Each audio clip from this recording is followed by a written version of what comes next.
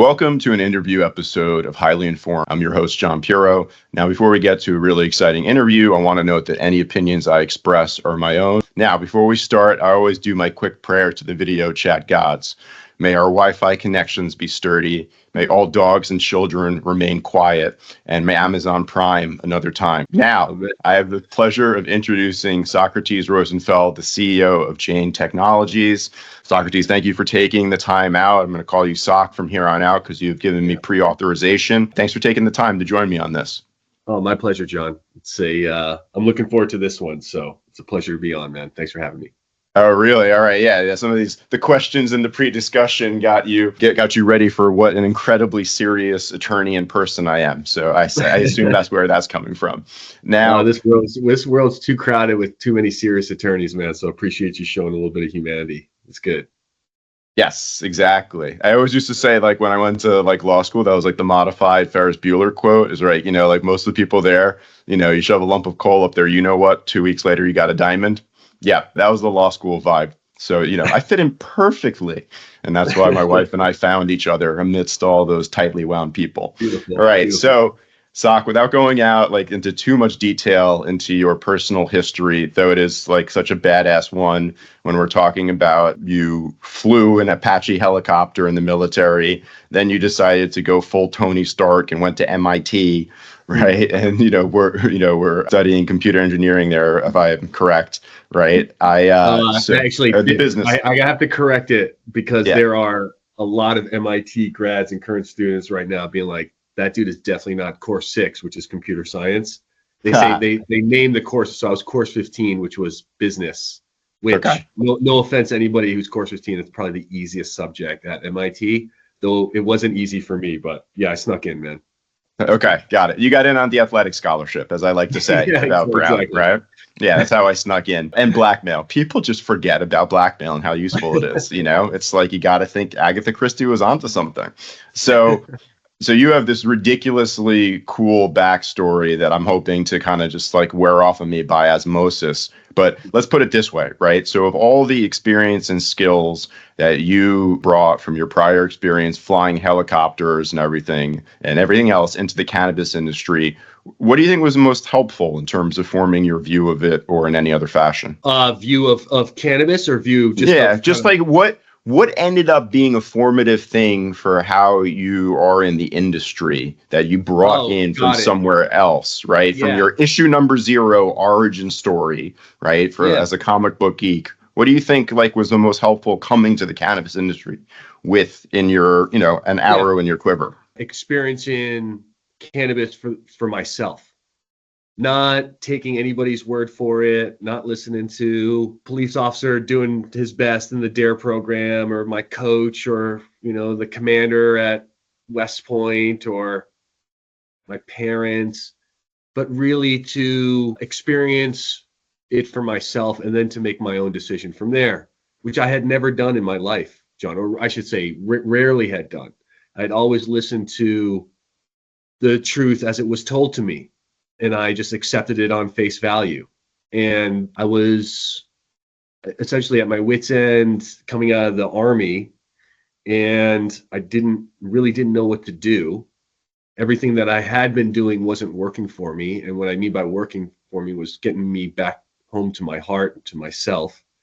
And I tried cannabis reluctantly for myself. And I swear, from the moment I tried it, and experienced it for myself, all the misinformation, all the untruths were very apparent to me. And I was like, man, nothing that these people have told me about this plant is true. I feel good.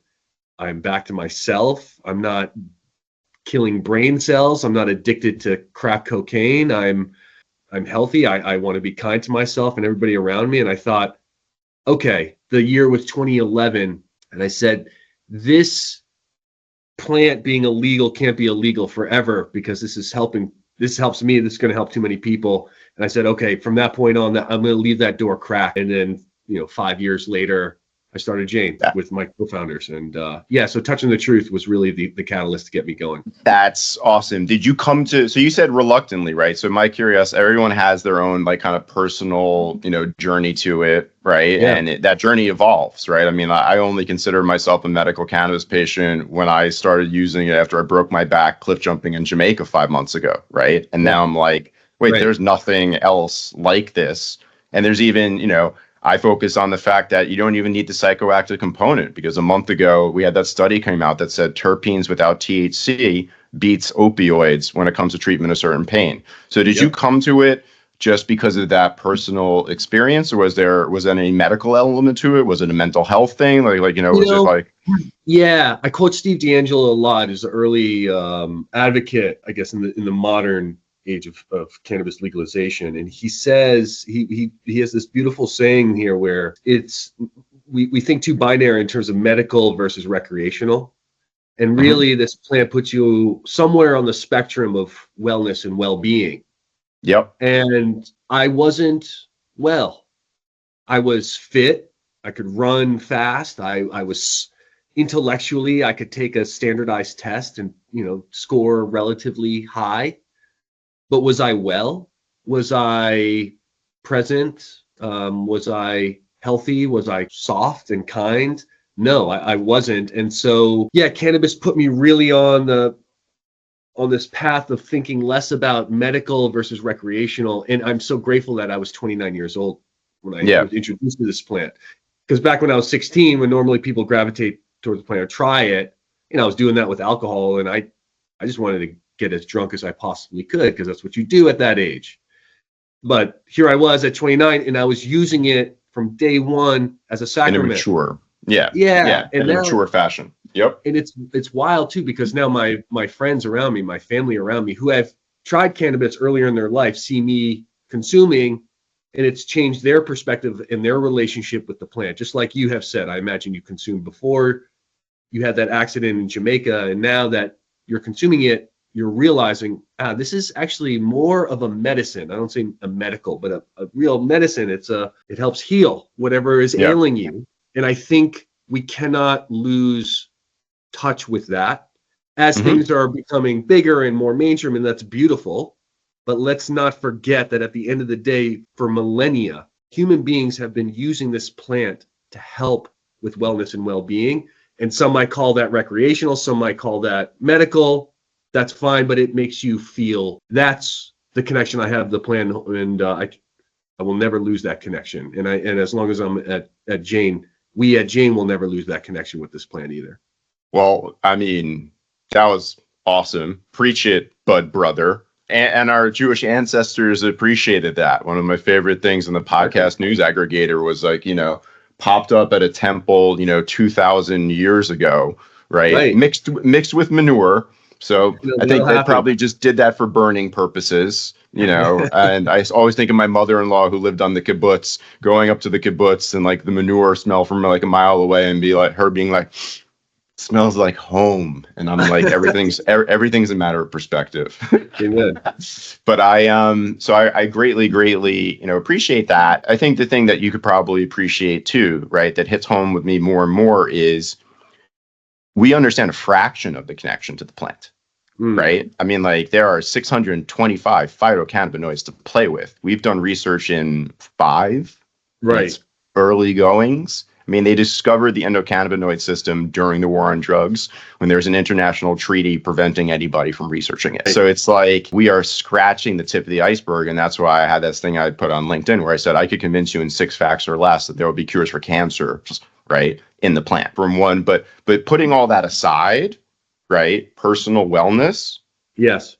There's nothing like it, right? And I think at some point, I just realized, well, one, is crazy how many people there are with ADHD in the industry who are very, very successful, right? Because ADHD folks find things that help them and everything. But I also just, the thing I say sometimes is if I'm going down more of a negative cycle, it puts me back in touch with my mojo, right? Yeah. In my purest form, I'm dancing. That's I don't say that out a lot, right? But I will smoke and then form. You're dancing. That's beautiful. Bob Marley says, I think it's cliched. I think it's poetry. The herb will reveal yourself to you, and you're like, oh, this is me. And I dancing inside, and that's beautiful. And I had never found myself. I thought me was Captain Rosenfeld in the Army flying Apaches, or MIT grad student, or athlete, fill in the blank, whatever me was. But then really, only you really know the real me inside there. And the plant is a key. It's not the only key. For some people, it's music. For some people, it's meditation. I have tools in my toolkit to remind myself who I am. But when used with intention, just like with anything, that medium becomes a vehicle through which you can connect back to yourself. And cannabis is a good friend in that sense. So that's cool, man. Dancing inside. That's rad. What's funny to me is that, well, one, first of all, I just love how kind of personal this has started out. We both got to share some stuff. And I appreciate everything that you're saying in terms of, but actually wait here. So alcohol is always a comparison point, right? And so I found it very funny when you're talking about how the plant, the leaf reveals who you truly are, right? When comparing to alcohol, and we're talking about which drug is more harmful or not, alcohol reveals your uglier parts. Right. Or exactly. Doesn't that ultimately what it does? It removes your inhibitions. So it's not like you're staring yourself in the mirror being that's the dude, right? It brings out the ugly parts. Yeah, man. I mean, I'm of the belief that we are, we coming back to the sense of self. We're gonna get weird now. Sorry, my name is Socrates. So no, please lean in. But man. What is John? You can describe, hey, I'm a lawyer, I'm from here, I'm Jewish, I'm a man, I'm all these things, but is that really you? And on some level too, some might argue that we're, we're in this human form. On some level, we are animals. I won't refuse a really good glass of wine. I'm not dogmatic in that sense. And there's some people who don't touch it, and I respect that. But I don't drink often. Yeah. But when I recall back to the times when I got drunk, I lost my entire sense of humanity, my almost connection with my spiritual self, and just became an animal that wanted to fight, or the other F's, right? Out there, and you lose your sense of self. So I would argue it's the opposite of cannabis.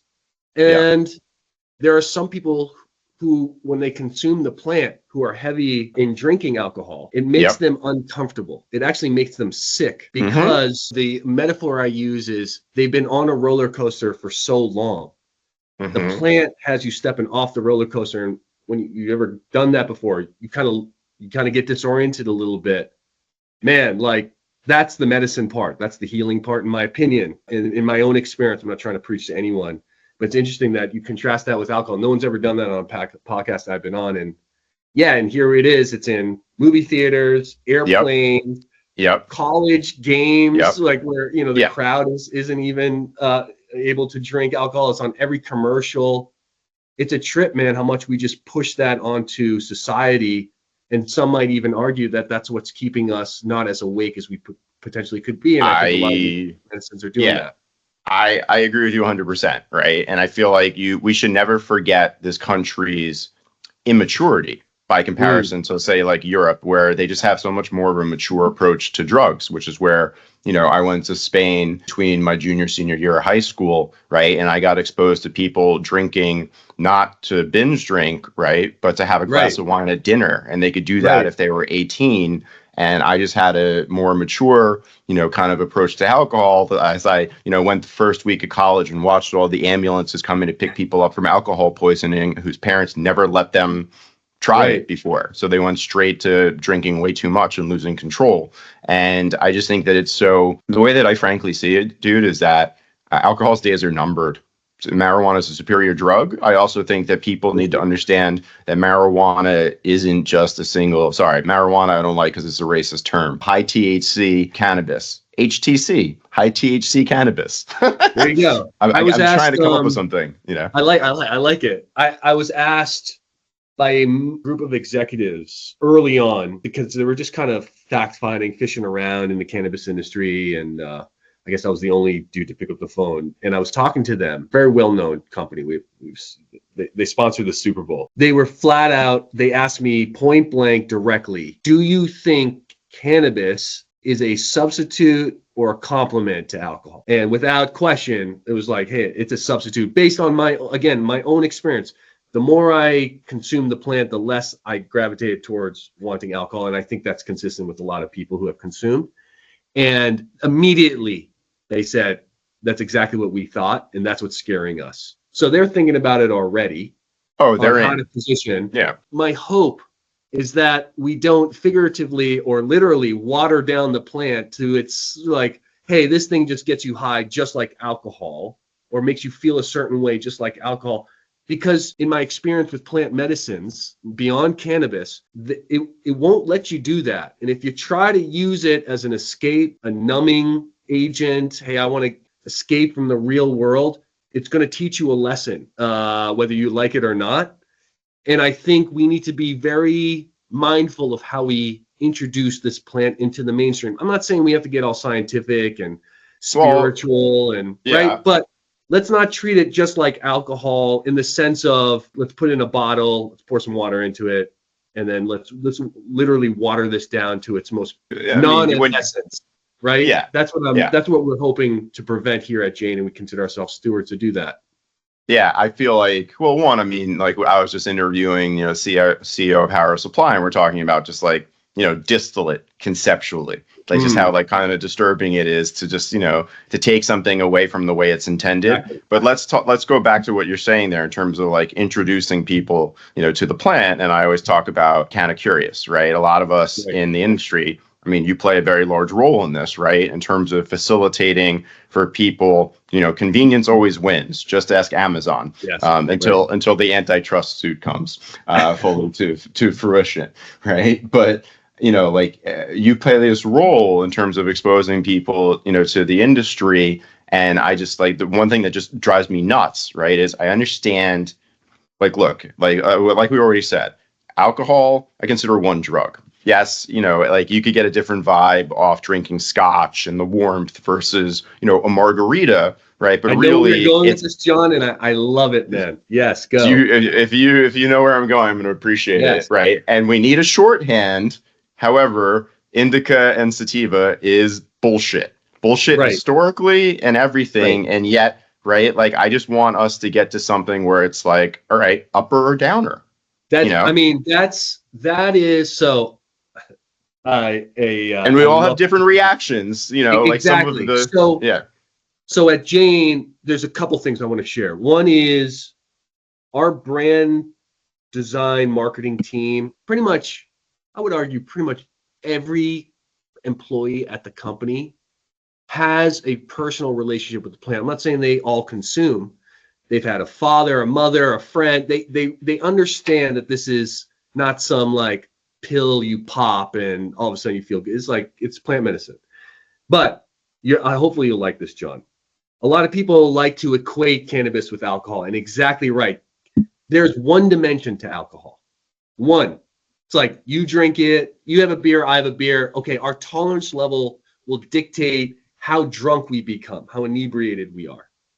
One drink, okay, if I have a half a glass of wine, I will be tipsy. So my former army buddies are laughing at me now. We say here at Jane, cannabis is more like music, right? Where if I say jazz or country or hip hop or pop, you're like, oh, I just hate all jazz. Like, okay, well, that's pretty binary. Let's listen to the actual specific song. And why I equate it to music is you used a word, it's so personal. When you listen to a Beatles song or a Led Zeppelin song, I love Led Zeppelin.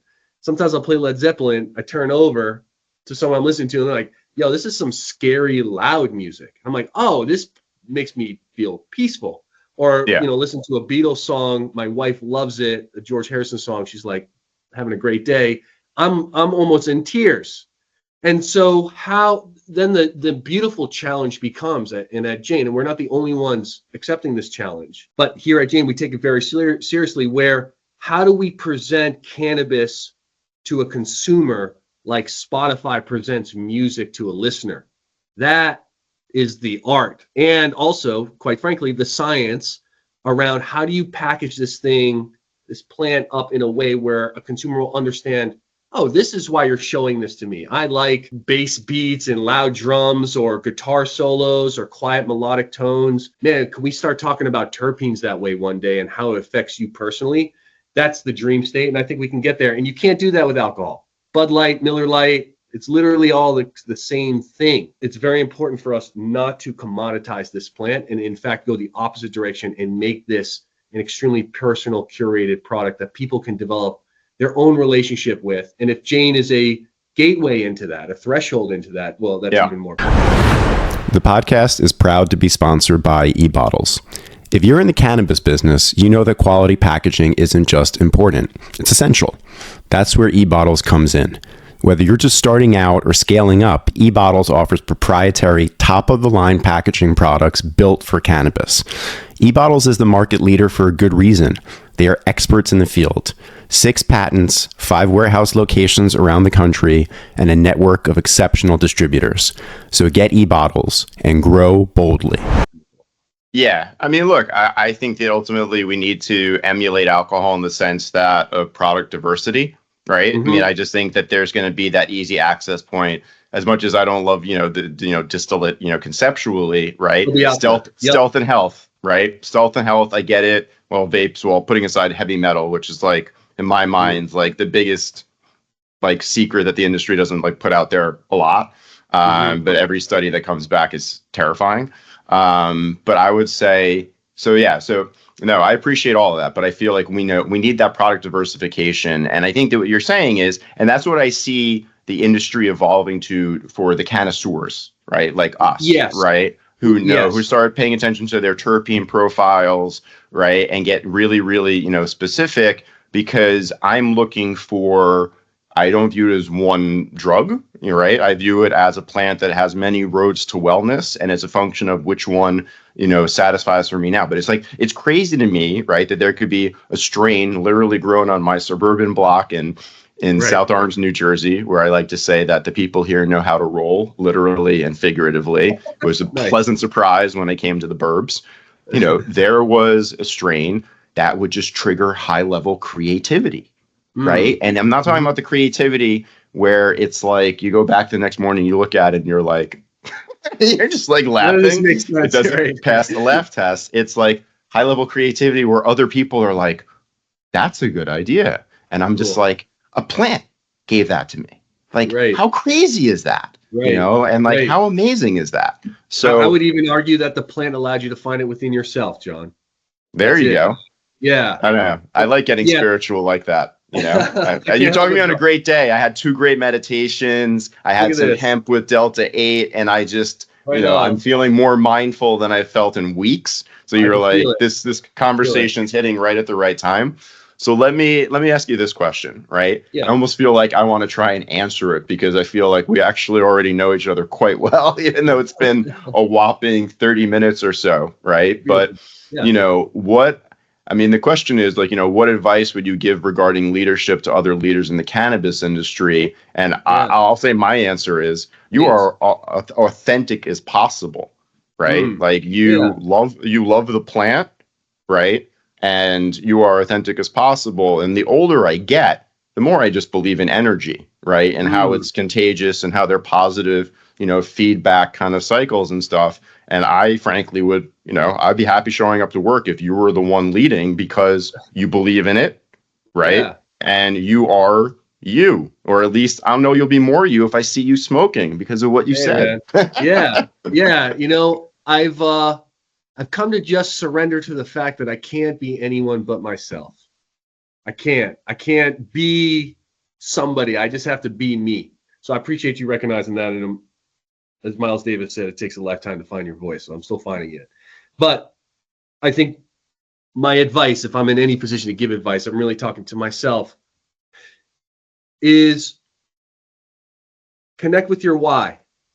Connect with your why. Why are you doing this? And to own your why.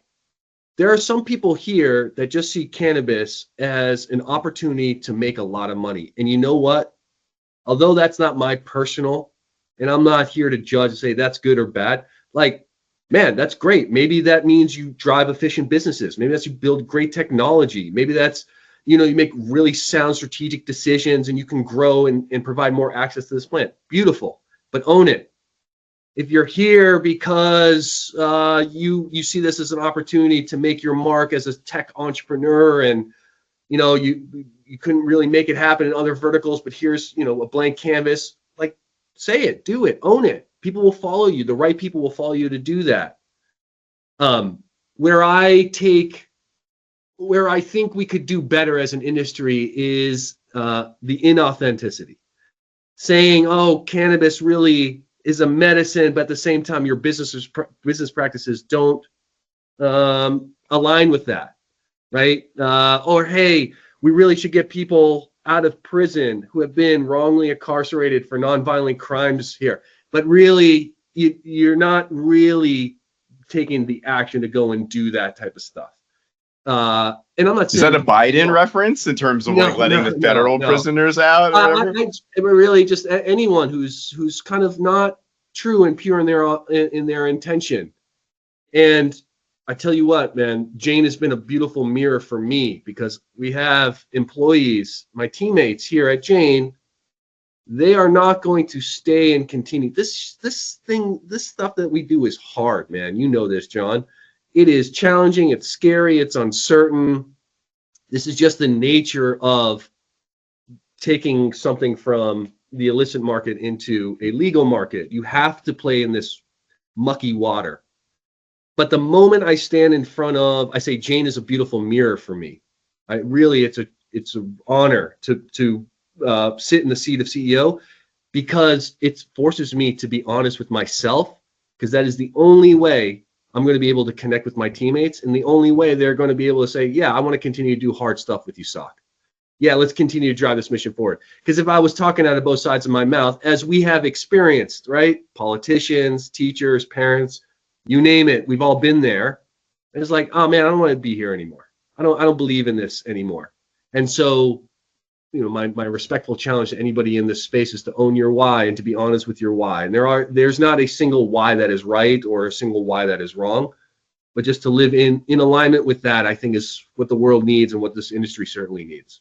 I always say that my mother's main legacy is that I live by the golden rule. And I think that the way that you're describing it, the way that you're talking it out, it's touching upon that similar, concept. And I also feel like to almost finish your thought or try and, articulate it to, in a modified way, right, is to get in touch with your own why and to meet people at their why.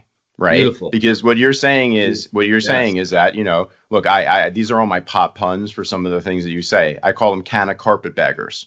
Right. Love it. And I'm just like, you're if that's what you're here for, if you're a finance bro and you're here, like, as long as I see you and that's what you're, telegraphing, then that's all good. Right. But just don't, inauthenticity. I think our industry, perhaps because of what you said, right, that cannabis has been this pathway to ourselves for so many people for whom it's so meaningful that the idea of someone being inauthentic is like offensive. Right. Like it is like a great point. Like I have an allergic reaction when I interact with someone in the industry who, like, I feel is here not be, and then when you realize that, like, everybody in the industry has a personal tie, a medical tie, a family tie. When Al Harrington, told the story about his grandma and glaucoma, and I'm like crying, right? And I just, when you find someone who's just like, yeah, I'm here, and they're just like kind of full of shit, like I'm like allergic to it on another, kind of level. So, yeah, man. Right. Imagine, like, that's what makes dinner parties good or bad. Right. I'm older now. I'm in my 40s, and so, I don't Me get too. out much. Oh, right on. Neither do I. Yeah, the plant does well for you. But I don't care, Republican, Democrat, North, South, old, young, as long as you have a sense of self and you are being authentic, now we're gonna have a great dinner. And this is why no one likes networking events, because everybody's got the costume on and fronting, and it's just so exhausting. It's so tiring, and I think in this day and age, 2024, we're just so over it, right? And I think we like to gravitate towards brands that are authentic. I think we like to gravitate towards people that are authentic. So why not do it? And it's scary. It's scary to take the mask off, and it takes time. But coming back full circle, cannabis is a great friend in that sense, where it helps you take the mask off in a safe way, in a way that is non-judgmental and self-empathetic. And it's a beautiful place to come from, man. And as someone who has stood in front of, military soldiers trying to act a certain way, I wish I could go back and be just myself. And now at Jane, I have I'm so grateful for the opportunity to do that, because it's an act of self. It's a self practice, not a public practice. It's really for the self. And like you said, with your meditation, only you will really know. Only you will really know. So I listen to there's a self-forgiveness meditation that I do sometimes, because I go way down the perfectionist rabbit hole too much, right? And one of the parts I love about it is, you're talking about like, wishing you could go back and kind of go to yourself when you were inculcated with all these different views before you tried it, and it literally opened up your mind, right? And by the way, I love the fact that that's actually what psychedelics literally do, right? Like psychedelics, treatment-resistant depression is literally closing down neural pathways in your brain, right? Neuroplasticity and psychedelics are literally opening your mind, and I think that to a certain extent, cannabis does the same thing. And I think that that's why it's such a good bond to have with someone. I agree with you that, networking in any sense that, the inauthentic nature of it, where we're all selling. I say, or you're having a beer in your hand, so it's even compounding that, right? It's like, yeah, man. Yeah, it's like it's a funny hypocrite, like it's a funny little kind of conundrum. That's why I try to have the cannabis beverage. That's why I was secretary of the Cannabis Beverage Association. Awesome, man. Yeah, we got to put more cannabis beverages in the hands of these network events. I was thinking about what you were saying before in terms of where we're trying to go. I think the connoisseurs are heading towards, the micro batches and the things that are very specific and knowing their terpene profiles, right? But we do need for the canna curious and everyone the crossover product, and cannabis beverages are going to be it. And they're already there, and they're already crossing over, and you're referencing, alcohol people calling you up and asking you. We're already on generation 2.0, right? We're 5 years past the Constellation deal or something, so they're coming, right? This next farm bill, very, very interesting. Let's see how it plays out. Wait, one thing I forgot to ask you. Well, it was one of my silly questions. I love it. No, I'm going back to the silly question. Right. So you were an actual helicopter pilot in the military, which I'm picturing in my head, just for the record, as Top Gun Maverick, but with helicopters. Okay. There is a movie. Actually, no one knows this because the Army does many things well. The one thing they don't do well better than the Navy. The Navy is the best at putting out military propaganda films. Top Gun, Navy SEAL, all this stuff. They write all the books. So the story is Top Gun came out. It's the coolest movie, right? Navy submissions for applications went through the roof. So the Army saw it and was like, we can make one. So they called up Nick Cage and they made a film called Firebird. So to anybody listening, and that's a movie that you want to watch on an international. I want to watch that immediately. Oh God, it's so bad that it's good. So craptastic. Yeah. Anyways, Firebird. Sorry for distracting. No, it's no worries, man. I mean, I could date back to Airwolf. I found some notebooks great. I had when I was in 5th grade, and it was just the front of a helicopter where literally every inch was a gun or a missile. Oh gosh, I know. Now it's just arts and cannabis plants and rainbows, man. That's so exactly. Cool. Exactly. Yeah. So now, what would you say, are some of the biggest factors in terms of how Jane has reached its, lofty position in the industry?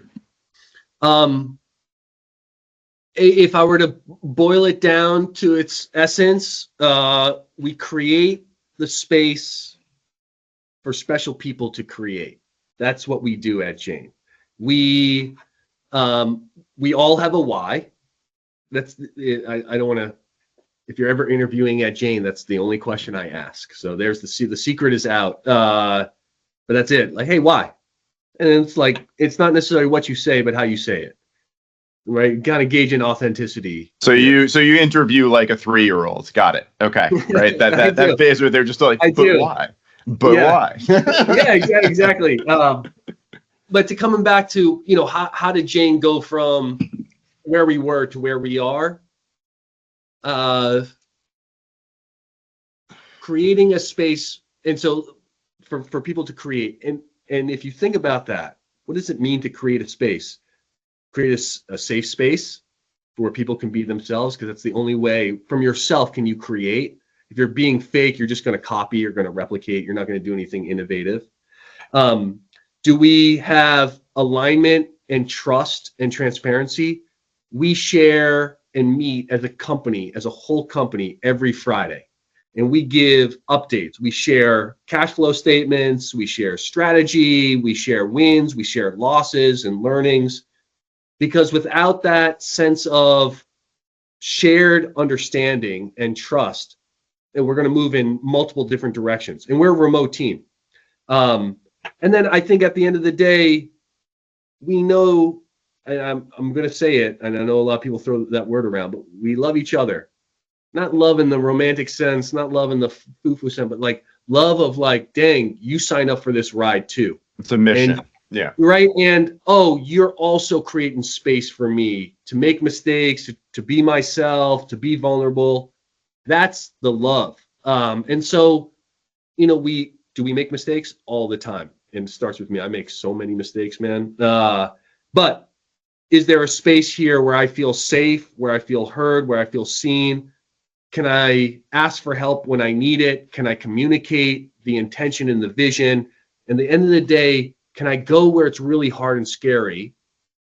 And if I were to think back to my military days, that's actually what it was, man. People ask me all the time, do you miss flying? Do you miss the action? I miss the in-between. I miss knowing that, man, I got a bunch of other soldiers who have my back so I can go and do hard stuff. That is, and then, we can get into the strategy and the product, but that's all the other stuff. It really comes from, is there a shared understanding of each other and the mission that we are pursuing? And are we, without condition, are we here for it? And am I here for you without condition? If you're this, then I'll help you out. No, there's none of that here. And that's why, in my opinion, we can stay remote and we can continue to be successful because we have those tenets. And that is not my doing.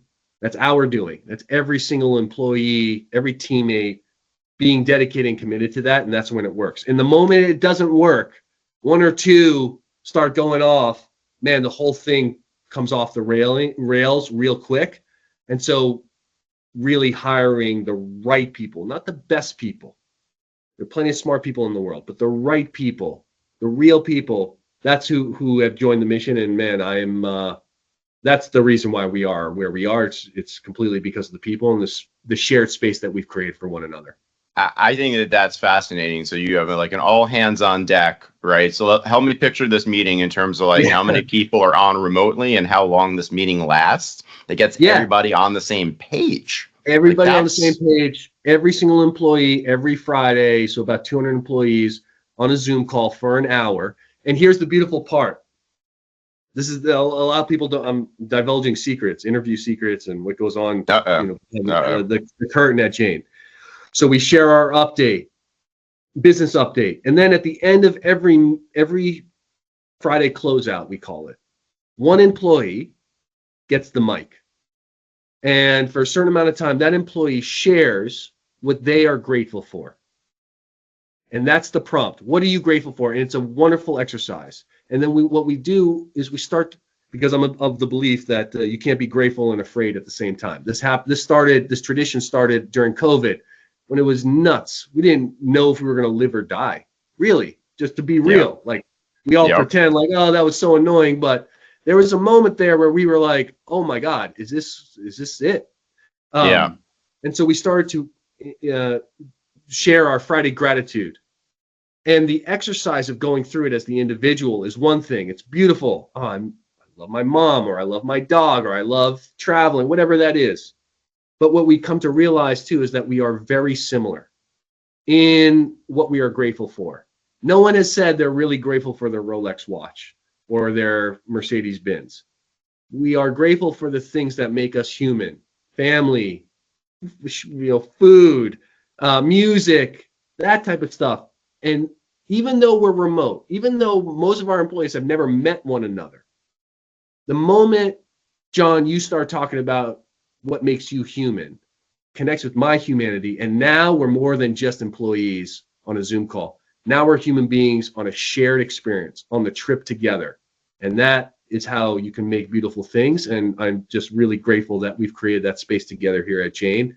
And so that's our Friday closeout, and that's a tradition that I hope remains for a while. I hope it does. I mean, I think that it's very, very cool, right? Because if think about it as a team building exercise, right? What more would you ideally want a team to realize that they sync on than the things that matter most to them, that they're most grateful for, right? I mean, we're all just looking for, common elements, common themes, the things that, I find astounding are like, whatever, you go to a cannabis conference, everyone's there for one reason, because they love the plant, right? It's just like how I think I would say one of the most religious experiences of my life was going to the Yankees ticker tape parade in 1996, right? And seeing a million people from every background, right? Beautiful. Every demographic, everything united in their belief of one thing, right? Yes. Like that was a religious experience to me. I got chills, right? Watching these people could not have been more different, right? In certain interactions where I think that they would probably be at each other's throats, literally just, going nuts for the Yankees. John, I love that, even though it's a Yankees reference and I'm from Boston. But I love that because can the cannabis industry, I would argue, in the world, but let's just focus our aperture here a little bit. In the U.S. right now, we're so divided. Yep. You're this, I'm that, she's this, he's that. Yep. In the industry, when we were starting in 2015, 2016, oh my God, man, that was the religious experience for me, right? Of everybody I talked to was here. Yeah, okay, some people really want to make money, and they wanted to help people. Some people wanted to get people out of prison, and they wanted to provide this plant for people, right? There was an and to it. And, just like normal business, this is the capitalist game we play. There are competitors, and now it started to be us and them versus we. And I think if we could unite as an industry, right? Even this hemp stuff that the media. I was just gonna say, them, right? All the, can we just take a step back? We all want the same thing. We all want to put this plant into the hands of people that need it around the world. Can we just start from there? And I'm not saying we can't disagree. I'm not saying we can't compete, but can we just not forget about that? Because that's when whoever they is, wins. Can we just stay tight on that and celebrate the fact that no matter what company is number one versus number two, we're all advancing this plan, hopefully in the right way. That's what we should be celebrating and never forget. But that's, I'm not going to forget that story of thinking about John's religious experience at the 1996 Yankee. Yeah, then after I broke cliff jumping was one of my quasi-spiritual experiences. That's out, right? But then I would say that, like going to an Olivia Rodrigo concert with my daughters, right? And watching what one person created, writing in their room, right? Amazing. Turning into a thing with close to 20,000 mostly tween girls jumping up and down. And when I went to the bathroom, I feared for the structural integrity of Madison Square Garden, which the floor was shaking like I was in a frat party back in college, right? Like that was a religious experience for me. That was my redefined religious experience. And by the way, I find it funny that when you're talking about all the reasons and arguments for legalization, you touched upon something that occurs to me. That's just like our world is scary and polarized And wouldn't it just be nice if everyone just chilled out a bit, right? Because people Yeah, on man. both sides of every single freaking aisle, we're at 70% consistently, right, across the country. I mean, and the older demographics that are against it because they've been through the war on drugs for more decades, they come around as soon as they realize there's nothing better for pain and sleep, right? Right. Yeah. You know? I'm with you. It is one of the most unifying, bipartisan, whatever you want to call it. A lot of people will disagree on many issues. Cannabis legalization is not one of them. And I would argue, even to take it, you're a spiritual guy, John, even though you like to maybe pretend that you're not. But you know, what's going on around the world is someone who has fought in war. I think I have the right to say this. I remember flying in my, what I call it, my metal chariot in the sky, removed from everything. You talk about the drawing, the doodles that you had on your notebook. I flew those. It was a weaponized aircraft. Here I was flying in the desert and watching people, human beings, going about their day, trying to stay human, even though an Apache helicopter, a war machine, was flying overhead them. And we had our cameras that you could zoom in, and I'd watch. I'd fly on a certain schedule, and I could see this guy in a certain neighborhood every day at the same time, kind of walking with his kids, and he had his wife, and he was just, I didn't know where he was going, but I remember thinking, I bet that guy and me have a lot in common, and if we could just sit down and talk about and share maybe our gratitudes. Hey, what are you grateful for? I'm grateful for my family. Me too. What else are you grateful for? Man, I'm grateful for a really nice home cooked meal. Oh man, me too. We start to realize, so it doesn't, as much as we would love to, like, hey, everybody should smoke some weed and chill out. Man, let's just at least get in touch with what we're grateful for. The weed part can be icing on the cake. And at that point in time, man, we realize at the end of the day, we all of us want the same things. We do. Yep. And then we have been duped into thinking that the other side doesn't. So at the end of the day, we're all human beings. And I think, if it can start at Jane with Friday Gratitude, maybe go out to the rest of the industry, go out to the country, go out to the world. Then let's start with gratitude and see where that takes us. That's awesome. I dig it. So now here's a question right now. Yeah. With the role that you play in the industry, do you consider yourselves to be reactive to, constant, I call it the reefer regulatory roller coaster, right? That we're all riding the reefer roller coaster. And do you consider yourselves reactive according to the strictures of what you can and can't do? Or do you try to, be on that side of the active, participants, right? Whether you want to call it like a Steve Jobsian, tell the people what they want kind of thing or not. How do you view Jane in that lens? There are natural limitations to what we can and cannot do, and that is defined by the law. And I love touching on this subject, where there's a difference between risk and uncertainty. Mm-hmm. In the Army, anything uncertain was risky. Oh, hey, we don't have a satellite image of this. You can't take off because we don't know what it is. Well, not knowing doesn't necessarily mean it's bad. In the Army, not knowing was risk. It was guaranteed to be bad because they had to be overly conservative. Okay. Now in the business setting, risk and uncertainty, in my opinion, should be treated differently. Risk is a known negative. Oh, okay. Hey, if you start selling weed from California and ship it into Massachusetts, that is a major risk. Okay, that is not an unknown. That's a known. Hey, you're something, you're going to be penalized.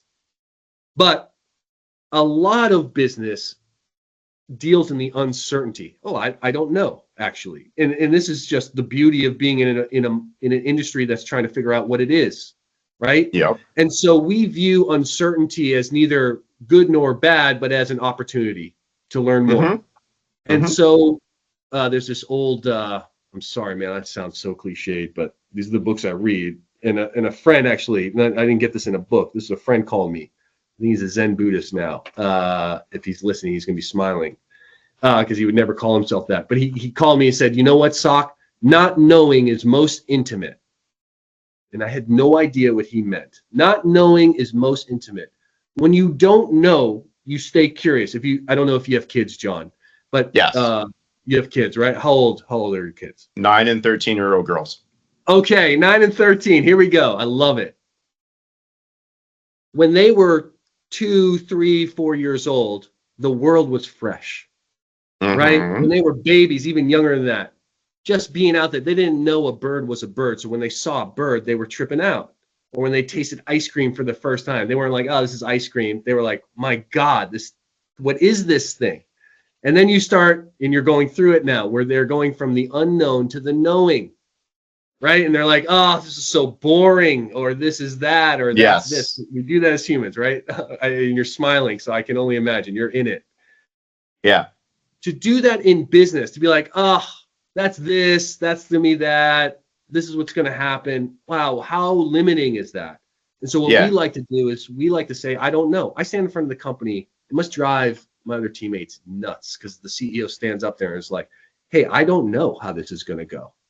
But if we go with the intention of, oh, this is exactly how it's going to go, we're going to be in a reactive state when it doesn't happen that way. So we like to respond instead of react. We like to be in what we call in the surfing world, in the pocket of the wave. It's going to go up, it's going to go down, it's going to go left, it's going to go right. When we make decisions and take action, let's think about how that's going to set us up for the volatility. Not to say, oh, we saw the volatility, here's our play. We want to stay open. We want to actually not know because that's most intimate. And if we can do that, we become less reactive and more responsive. We can start seeing opportunities. And really where others might see risk, we see an uncertainty. And then slowly, we have a way of getting to the uncertainty and making it known. And then from there, we can take our action. So, yeah. Do you have a hard stop in 2 minutes, by the way? Because there are 2 questions I want to ask. Fire away, dude. All right. Because we're flowing too well, right? We're flowing almost too well. It's amazing. Now, this is just a question I like to, ask as like a dank dork, a ganja geek, if you will, right? With the unique data that you have access to, right? What are some of the most surprising things that you see? What are some of the most interesting trends, right? Like, what do you guys get to see that the rest of the industry would say, huh? So we're starting to see different archetypes of cannabis consumers emerge. And I'm probably not telling you anything that's groundbreaking. The one thing that I think we assume, but I'll confirm it with data, is the number one search term on Jane is sleep. So that's how this plant is going to enter into the mainstream, in my opinion. It's like, man, I can't sleep. I'm going insane. Not literally going insane. I need some help. The bottle of wine every night's not doing it for me anymore, right? Or this sleeping pill is making me feel literally insane. And so is there something that's non-addictive that I can use? And it's sleep. These sleep gummies are amazing, right? So that's one. But we're starting to see the emergence of, we have folks that are really into THC. That is becoming less and less of where it was 5 years ago. We're now seeing people develop affinities towards certain brands now. Oh, okay. I love filling the brand for vape cartridges. Oh, they just came out with an edible line. I'm going to go and buy that. I think for packaged goods, brand affinity is growing significantly. Like, oh, I like my wild gummies. That's my gummy. I'm just going to order this, rinse and repeat, get my auto replenishment, one day. Flower is music, man. Flower is like, cool, I got my brands, but let me try this strain, or man, I'm geeking out on a brand. I'm going to give them some shine, even though I know they're like, I'm scared that they're going to sell out. They're called Farm Cut out in Do you know them up in? No, not familiar. Humboldt. But now I want to be. Low THC. Yep. Sun grown, so it's cheaper to manufacture. They don't trim it down to like where they get rid of anything, so they keep the crystals. They keep the herb intact, in my opinion. Mm-hmm. And man, it sells for like a quarter ounce, like $50-$60. That's where we're seeing people gravitate. There's an emergence now of people like you and me, John, that are like, okay, I'm less so into it has to be over 30% and more into, hey, what other cannabinoids and terpenes are here? How have you grown it? What soil is this in? Similar to how we think about anything that we go put into our body. I'm in California, so everything is like, hey, it's organic or not being able to say organic with respect to it, right? Man. As connoisseurs is absolutely, like ridiculous. Exactly. So we're seeing now, if you asked me 5 years ago, every cannabis consumer is probably shopping the same way. Now it's completely different. Some are store. Hey, I love my store. What do they have? Some are deal hunters. Some are low THC, high THC. Some are brand affinity. So it's really cool. And that's why we just come back to how do we create a platform that is personal, individual, and not kind of whitewashing this plant for hey, this is the thing for everyone on Valentine's Day. Try this. It's like, man, that's some BuzzFeed stuff.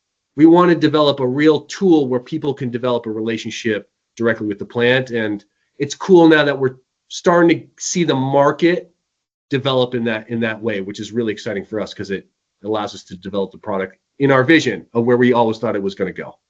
I think it's so interesting when we have that revelation, right? That's like, when Aaron Miles from Verano was like, I called it mature markets. And he was like, John, there's no such thing as a mature market in cannabis, right? Even California is still significantly changing the regulations, right? When we remind ourselves, that we're still such early days. So for you to say, now is when brand affinity is like really seeming to finally kind of take hold. Yeah, man. It's really crazy to think that, but that's really where we're at. Is there one brand? Maybe there's only one brand that you would say is a national brand that has national recognition, and that's crazy. And so, all right. So I always like to end. I need to get your vote because I can never decide this, right? Okay. So it's time for you, right, to predict the future. You're going to play Tokerdamus or Smokerdamus. You're going to put on your wizard hat stylized like a J, right? And I just want you to predict something macro, micro, near future, distant future about the industry with that incredible, authentic voice of yours, my friend. When, not if, but when cannabis from a regulatory standpoint is treated as we all believe it should, on parity, at a minimum, just treat it like alcohol. We all know science has proven that alcohol is a lot more destructive than cannabis. So assuming that to be true, cannabis will be an order of magnitude larger in terms of volume, consumption, revenue, usage than alcohol is in this day and age. I don't know if I'll be around to see it, but I hope that for generations, your daughter's generation, they see it because the world, I think, will be a lot better off because of it. It's a healing of the nation. So that's my big. I think that's an awesome. Tokerdamus. I do similar things where I talk about the the scale of it when they say like how many dispensaries should there be? I said, well, how many alcohol stores are there? Right? There should be more.